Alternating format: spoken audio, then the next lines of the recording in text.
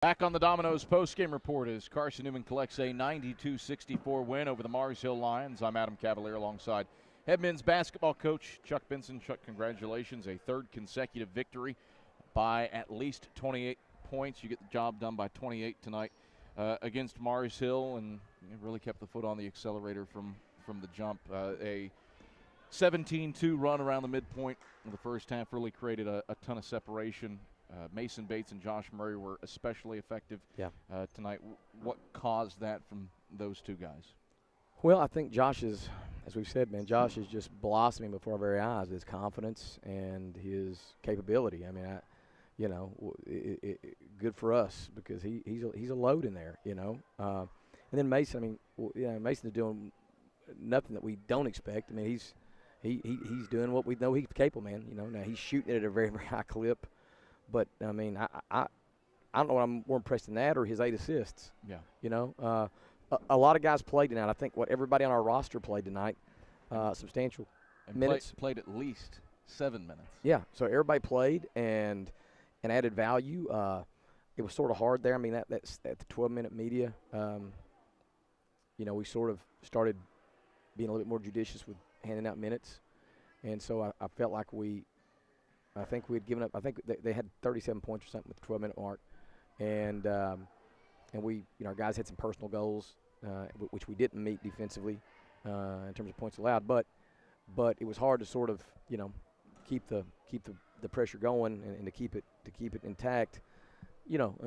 Guys there's some game slippage and guys sort of start losing maybe some focus with the point differential. But overall I was very pleased with our guys' effort.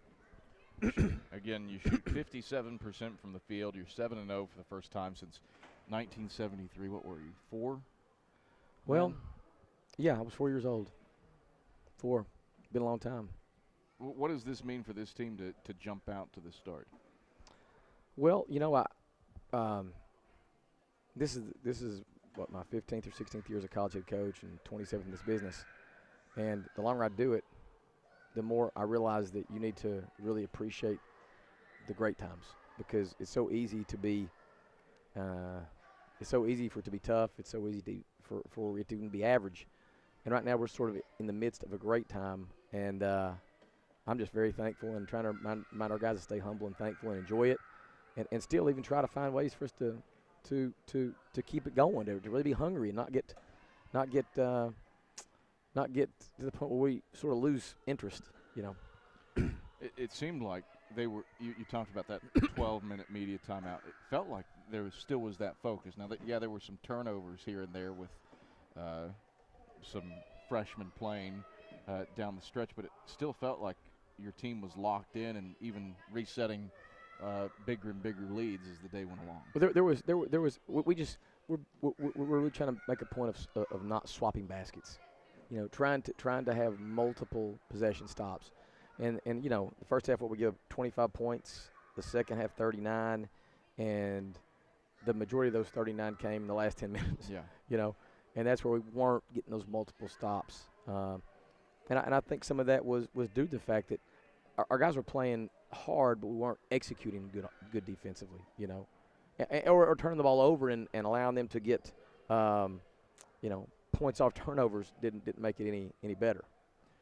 How scary is this team becoming that you don't need Charles Clark to go off for 25, 30 points a night, and yet he scores 15, much like he did Sunday against Columbus State, and here we are talking about a 25-plus point win for a second straight day? Well, I think it makes us more we're more complete. I think we're more versatile. I think we've got obviously more weapons. And the great thing about it is, and it's a real testament to Charles, is like it's nothing to – I mean, we win. We won. Everybody on this team won, and everybody on this team is a part of it. And it's never been about Charles. And you've been around the guy now for – the guy is as humble and as just level as a star could be. And let's call it like the guy is a big-time college basketball player. But he's more interested in the outcome as opposed to his individual accolade. Turn your attention now to the Newberry Wolves.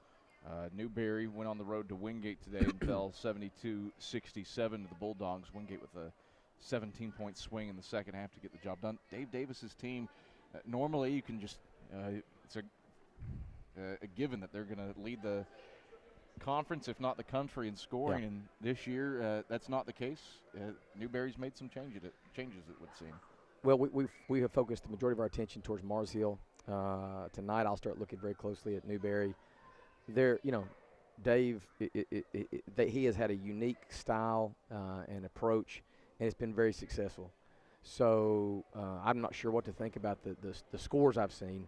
I'm going to assume that they're going to be as good as always at their place, and it'll take our best.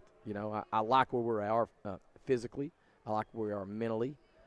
We've got great confidence right now, and it'll take all that and then some for us to go down there and have a performance worthy of a win. But again, our guys are really, really locked in right now and want to continue to perform at a level, man, that's worthy of wins. Chuck, pleasure as always. Congrats on a 7th straight dub.